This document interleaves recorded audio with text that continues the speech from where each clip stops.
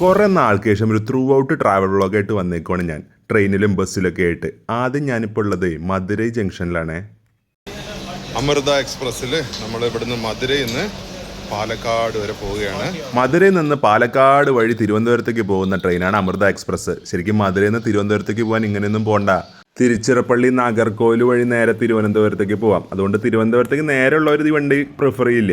ഈ കാണുന്ന WP4 locomotive ആണ് മധുരയിൽ നിന്ന് തിരുവനന്തപുരം വരെ കണ്ട കോച്ചുകളൊക്കെ വലിക്കുന്നത്. ഞാൻ S9-ലാണ്.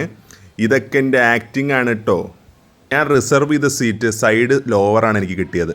ഓപ്പോസിറ്റ് കടക്കുന്ന ട്രെയിൻ തേജസ് എക്സ്പ്രസ് ആണ്, മധുരൈ ടു ചെന്നൈ. പിന്നെ ഞാൻ ഒറ്റയ്ക്കല്ല യാത്ര ചെയ്യുന്നത്. ചിദംബരത്തേക്ക് തിരിച്ചു വന്ന ബാലേനെ ഞാൻ നമ്മുടെ ഈ ട്രിപ്പിൽ ആഡ് ചെയ്തിട്ടുണ്ട്. പുള്ളിയും കേരളത്തിലേക്ക് വരുന്നുണ്ട്. ഇവിടുന്ന് മധുരയിൽ നിന്ന് ഡിണ്ടിഗൽ, പൊള്ളാച്ചി, ഡിണ്ടിഗൽ, പഴനി, പൊള്ളാച്ചി, കൊല്ലങ്കോട് വഴിയൊക്കെയാണ് പാലക്കാട് എത്തുന്നത്. 8 മണിക്ക് പാലക്കാട് എത്തും. കൃത്യസമയമായ 3:45 തന്നെ ട്രെയിൻ മധുരൈ ജംഗ്ഷൻ്റെ 2ാം നമ്പർ പ്ലാറ്റ്ഫോമിൽ നിന്നും പുറപ്പെട്ടിരിക്കുകയാണ്. ഇത്തവണത്തെ മധുരൈ യാത്രയിൽ പുഷാരണിയുടെ സീമന്തം ഫംഗ്ഷൻ അറ്റൻഡ് ചെയ്യൽ മാത്രമേ ഉണ്ടായുള്ളൂ. മധുരൈ അമ്പലത്തിൽ പോക്കോ അല്ലെങ്കിൽ മധുരയുടെ ഫുഡ് എക്സ്പ്ലോറിംഗ് ഒന്നും കാര്യമായി നടന്നില്ല. ആ കാര്യത്തിൽ എനിക്കൊരു ചെറിയ ഡിസപ്പോയിൻമെൻ്റ് ഉണ്ട്. അടുത്ത തവണ മധുരൈ വരുമ്പോൾ നമുക്കതൊക്കെ ചെയ്യാം അല്ലേ. ഈ അമൃത എക്സ്പ്രസ് നമ്മൾ ഈ ഒറ്റപ്പാലം പാലക്കാട് ഭാഗത്തു നിന്നുള്ളവർക്ക് ഏർലി മോർണിംഗ് വന്നിട്ട് മധുരയിൽ തൊഴുതിട്ട് തിരിച്ച് അതേ ട്രെയിനിൽ തന്നെ പോകാൻ സൗകര്യമാണ്. 3 മണിക്കോ മറ്റോ ആണ് രാവിലെ ഒറ്റപ്പാലത്ത്, 4:15 മറ്റോ ആണ് പാലക്കാട്. പക്ഷേ എനിക്കൊന്നും അത് പറ്റും തോന്നുന്നില്ല. 3 മണിക്ക് ട്രെയിൻ പിടിക്കണമെങ്കിൽ ഞാൻ വല്ല 1:30-ക്കൊക്കെ വീട്ടിൽ നിന്ന് ഇറങ്ങേണ്ടി വരും. അങ്ങനെ ട്രെയിൻ പതുക്കെ വൈഗൈ നദിയൊക്കെ നോക്കിക്കൊണ്ട് പോയിക്കൊണ്ടിരിക്കുകയാണ്. ഞങ്ങളിരിക്കുന്നതിൻ്റെ മുന്നിലത്തെ റോലിരിക്കുന്ന ഫാമിലി നല്ല രീതിയിൽ ഞങ്ങൾക്ക് കൊതി തരുന്നുണ്ട്. വേറെ ഒന്നുമല്ല, നല്ല തലപ്പാക്കട്ടി മട്ടൻ ബിരിയാണി കഴിച്ചുകൊണ്ടിരിക്കുക. അതിൻ്റെ മണം അങ്ങനെ മൂക്കിലേക്ക് അടിച്ചു കയറുന്നു. ഈശ്വര ഭഗവാനെ, അവർക്ക് വയറിന് പ്രശ്നമൊന്നും ഉണ്ടാവല്ലേ. പക്ഷേ ഞാൻ വിട്ടുകൊടുക്കുമോ? ആ ഫാമിലിയിലെ 3 പേരെ കൊണ്ട് ഞാൻ എൻ്റെ യൂട്യൂബ് ചാനൽ സബ്സ്ക്രൈബ് ചെയ്യിപ്പിച്ചു. ഒരു മധുര പ്രതികാരം, അഥവാ ഒരു മധുരൈ പ്രതികാരം. ഈ വീഡിയോ കാണുന്ന നിങ്ങളാരെങ്കിലും ചാനൽ സബ്സ്ക്രൈബ് ചെയ്തിട്ടില്ലെങ്കിൽ ദയവായി ഒന്ന് സബ്സ്ക്രൈബ് ചെയ്യണം കേട്ടോ. കൂടെയുള്ള ബെൽ ബട്ടൺ ഒന്ന് ക്ലിക്ക് ചെയ്യിക്കോ. ഒരു ട്രാവൽ ബ്ലോഗറെ സംബന്ധിച്ചിടത്തോളം ഏറ്റവും സന്തോഷമുള്ളൊരു കാര്യം എന്ന് പറയുന്നത് ഇതുപോലെ ചില അൺഎക്സ്പെക്റ്റഡ് ആയിട്ടുള്ള വിഷ്വൽസ് കിട്ടും. അതങ്ങോട്ട് ക്യാപ്ചർ ചെയ്യുക. ഒരു വിഷയം தெரியுமா, உங்களை விட எனக்கு தான் மதுரை பக்கம். நான் செக் பண்ணி பார்த்தேன். உங்களுக்கு 277 கிலோமீட்டரு, எனக்கு 270. என்னன்னா நான் வேற ஸ்டேட்டு, நான் வந்து இது அந்த சொல்கிற டைரக்ட் வண்டி இல்லை, அது மட்டும்தான். வேற level. Enjoying the visuals of Tamil Nadu, after some time enjoying visuals of Kerala. ബാലയുടെ റിയാക്ഷൻ കിടുവായിരുന്നല്ലേ. നേരിട്ട് വണ്ടിയില്ല എന്ന് പറഞ്ഞാൽ വേറൊന്നും കൊണ്ടല്ല കേട്ടോ. ബാലയ്ക്ക് അയാളുടെ നാട്ടിൽ നിന്ന് എപ്പോഴും മധുരയിലേക്ക് ഡയറക്റ്റ് ബസ് ഉണ്ട്. നമുക്കങ്ങനെ ബസ് സൗകര്യമൊന്നും ഇല്ലല്ലോ, അതുകൊണ്ട് പറഞ്ഞതാണേ.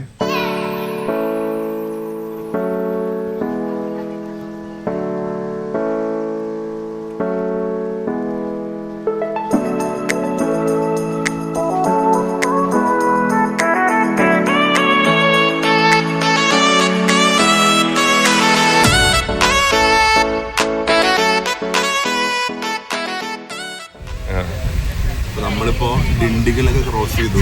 കുറച്ച് സമയം ഇങ്ങനെ ഇരുന്ന് അങ്ങനെ കാഴ്ചകൾ ആസ്വദിക്കായിരുന്നു. ട്രെയിനിൽ എപ്പോൾ നോക്കിയാലും ഒരു കൊട്ട ശബ്ദം കേൾക്കുന്നുണ്ട്. അപ്പം ഞാൻ വിചാരിച്ച് മറ്റേ ആൾക്കാർ വരികയെന്നാണ്. ഞാൻ വേറെ അതിന് വരികയെന്ന് വിചാരിച്ച് പേടിച്ചിരിക്കുകയാണ്. அதெல்லாம் ஒர்க் அவுட் ஆகாது. இப்போ கூகுள் பே ஸ்கேன் கூட வச்சுட்டு தான் அவங்க வருவாங்க. நீங்கள் காசு எடுக்கலைன்னா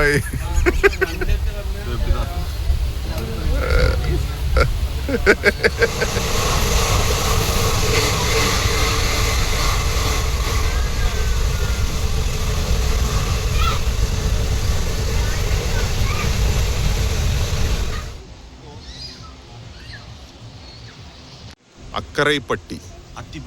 അത്തിപ്പട്ടി கிடையாது, അക്കരൈപ്പട്ടി. ബാല ഫ്രം അത്തിപ്പട്ടി.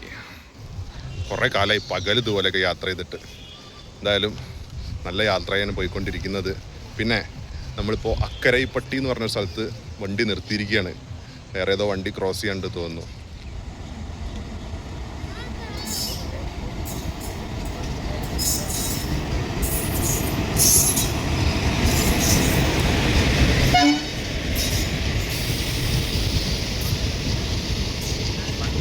തമിഴിലെ എൻ്റെ ഏറ്റവും ഫേവറേറ്റ് നടനായിട്ടുള്ള അജിത്തിൻ്റെ ഏറ്റവും ഇഷ്ടപ്പെട്ട സിനിമകളിലൊന്നായിട്ടുള്ള വീരത്തിൽ അദ്ദേഹത്തിൻ്റെ കഥാപാത്രത്തിൻ്റെ പേര് ഒട്ടൻചത്രം വിനായകം എന്നാണ്. നമ്മളിപ്പോൾ ക്രോസ് ചെയ്യുന്നത് ഒട്ടൻചത്രം എന്ന് പറയുന്ന സ്ഥലത്തിലൂടെയാണ്. ഡിണ്ടിഗൽ ജില്ലയിൽപ്പെട്ട ഒട്ടൻചത്രമാണ് തമിഴ്നാടിൻ്റെ വെജിറ്റബിൾ സിറ്റി. തമിഴ്നാടിൻ്റെ മറ്റു ഭാഗങ്ങളിലേക്കൊക്കെ പച്ചക്കറികൾ പോകുന്നത് ഒട്ടൻചത്രത്തിൽ നിന്നാണ്. അതുപോലെ തന്നെ ലോറി മാനുഫാക്ചറിങ് യൂണിറ്റുകളും ഒട്ടൻചത്രത്തിലുണ്ട്.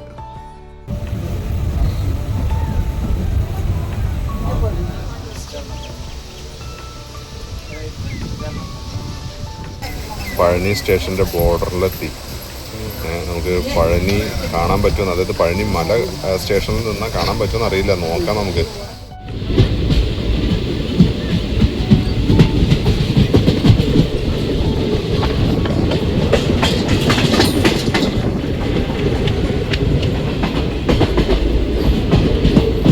സകല കുപ്പിയും റെയിലായിട്ടിരിക്കുന്നത്. പഴനി സ്റ്റേഷനിൽ വണ്ടി നിർത്തിയിരിക്കുകയാണ്. കുറേ പേര് കയറാനുണ്ട്, അതുകൊണ്ട് തന്നെ ഞാൻ ഡോറിന് അങ്ങോട്ട് പോയില്ല. തമിഴ്നാട്ടിലെ ഏറ്റവും പ്രധാനപ്പെട്ട തീർത്ഥാടന കേന്ദ്രമായ പഴനി 1985 വരെ മധുരൈ ജില്ലയുടെ ഭാഗമായിരുന്നു.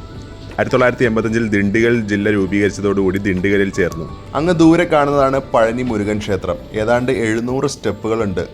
ചെറുപ്പത്തിൽ ഒരുപാട് തവണ പോയിട്ടുള്ള ഒരു മുരുകൻ ക്ഷേത്രമാണ് പഴനി. പക്ഷേ ഇപ്പോൾ ഏതാണ്ട് 7 വർഷത്തോളമായി പഴനി പോയിട്ട്. എപ്പോഴെങ്കിലുമൊക്കെ പോകണം നമുക്ക്.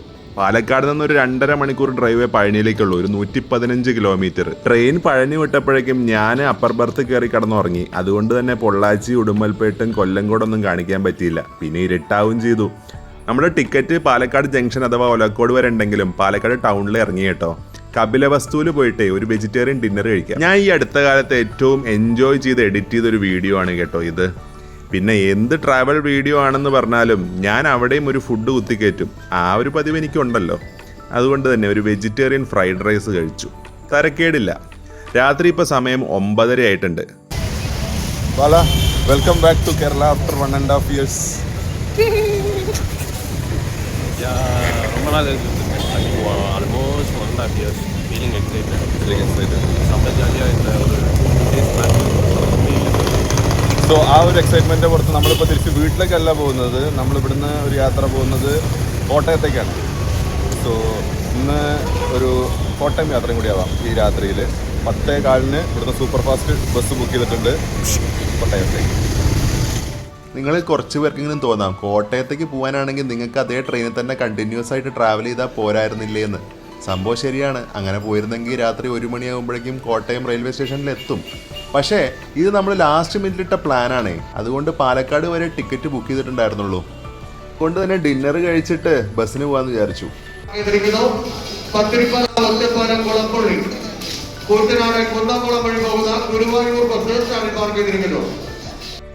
അപ്പോൾ രാത്രി 9:45 പാലക്കാട് എത്തിയാലും ഗുരുവായൂരിലേക്ക് ബസ് കിട്ടുമല്ലേ?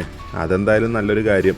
പാടനാംകുറിശി വഴി പോകേണ്ട ബസ്സാണത്. പക്ഷേ അവിടെ റോഡ് പണി ഇപ്പോഴും റോഡ് അടച്ചിട്ടുള്ളത് കൊണ്ട് കൊളപ്പുള്ളി വഴി ആറങ്ങോട്ട് വരെ കുട്ടനാട് കയറി അങ്ങ് പോകും.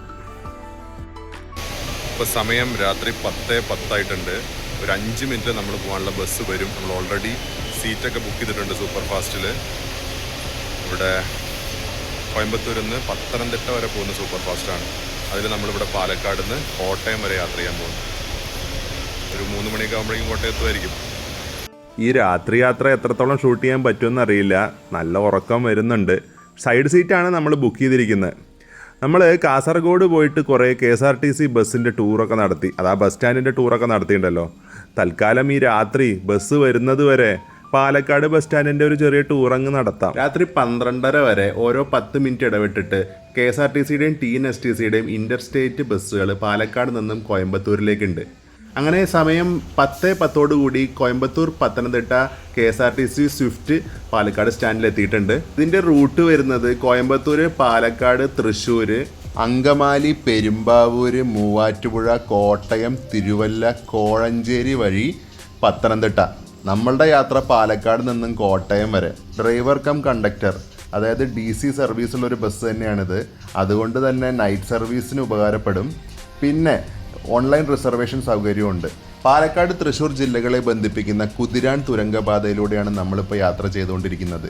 സൈഡ് സീറ്റാണ് ഞാൻ റിസർവ് ചെയ്തെങ്കിലും തൊട്ടപ്പുറത്തിരിക്കുന്ന ചേച്ചിക്ക് സൈഡ് സീറ്റ് വേണമെന്ന് പറഞ്ഞപ്പോൾ അത് വിട്ടുകൊടുത്തു. അവർ പെരുമ്പാവൂർ വരെ യാത്ര ചെയ്യുന്നതാണ്. ബസ് പെരുമ്പാവൂരെത്തി കുറച്ച് സമയമൊക്കെ നിർത്തിയിട്ടു. അവരെ ഇറങ്ങിയതിന് ശേഷം ഞാൻ സൈഡ് സീറ്റ് തന്നെ പിടിച്ചു. എൻ്റെ മുഖത്ത് നല്ല ക്ഷീണം തോന്നുന്നുണ്ടല്ലേ. 2 ദിവസമായിട്ട് ബാക്ക് ടു ബാക്ക് യാത്രയാണ്.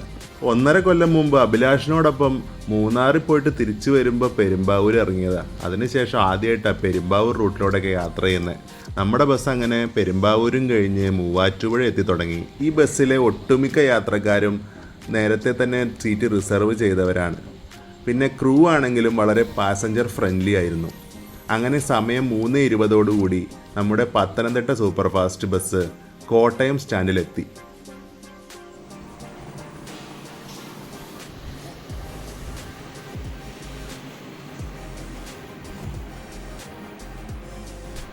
അപ്പോൾ ഇതാണ് ഇന്നത്തെ ഞങ്ങളുടെ room, misty rosa near Kottayam railway station. So നല്ലൊരു റൂം തന്നെയാണ് കേട്ടോ. അത് നമുക്ക് ഒരു ബഡ്ജറ്റ് ഫ്രണ്ട്ലി ആയിട്ട് കിട്ടുകയും ചെയ്തു.